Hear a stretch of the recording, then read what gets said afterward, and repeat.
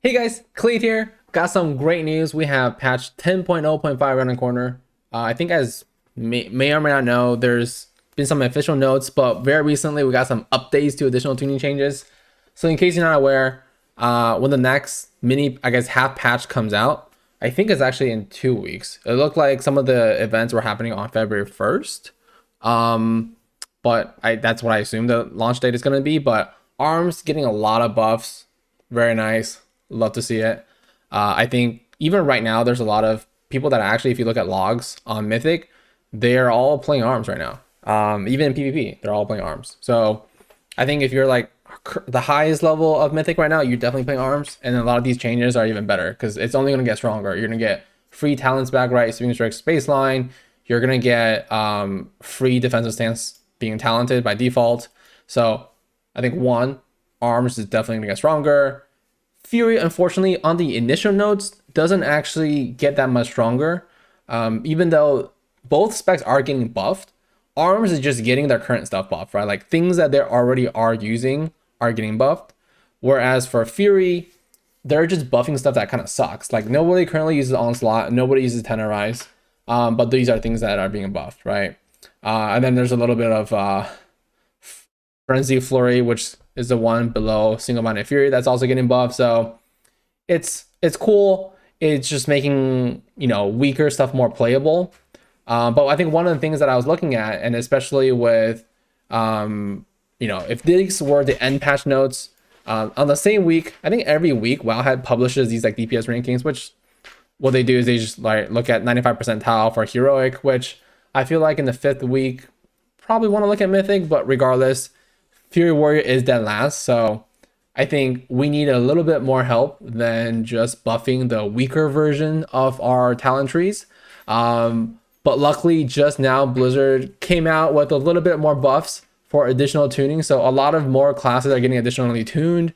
For example, the mages are easy, right? All of damage increased by 5%. It's actually huge because it just buffs everything. But luckily, ARMS, there's actually a bit of ARMS buffs too, a little bit of AoE for their stuff. And Fury, basically every single like main ability that you press outside of big cooldowns are getting some version of buff. Now, as you can see, Crushing Blow, I should add, is not on here. So this buff does not look as big as you see, because you see these abilities go, oh, 10%, 15%, 10%, 50%. Remember, not all of these things work together. For example, Annihilator getting buff doesn't really buff you if you use Crushing Blow build, right? Because it's only buffing Annihilator. So just to figure out exactly how much I would gain, one way you can easily do this, because these numbers are so easily to see because they only buff in these version 6 abilities, you can literally sim your character like I did here. So figure out like how much damage each of these do, put it into a spreadsheet, right? Here's the current DPS, right, which is almost 67,000. And then if we only buff the abilities that I currently use that are in here, you get a DPS increase of 4%, 4.4%. So if you guys are curious, that's how much these additional tunings are going to give. At least it's something.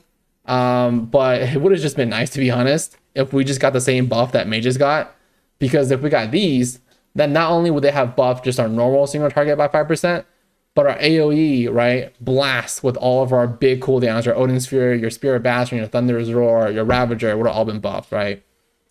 Unfortunately, not the case, because right now the problem is some of these newer dungeons, like Algathar Academy or Nukkad, where there's just so many ads, where we're getting back into the problem. Oh, once we don't have our big cooldowns and we can't AoE every single mob with like Odin's Fury, Thunder's Roar, and stuff like that, your DPS starts falling behind very, very quickly, right? Because once again, you can only cleave like 5 ads. So it's better than nothing. But just to be aware that if you guys are looking at the official notes, that there are additional buffs that came about. So at least it's something to see. Maybe we'll see this get nudged a bit further, hopefully, as we get closer to the patch being launched. But at least there are buffs coming. But yeah, as always, thanks for checking out the video, guys. Feel free to subscribe to see more. See ya.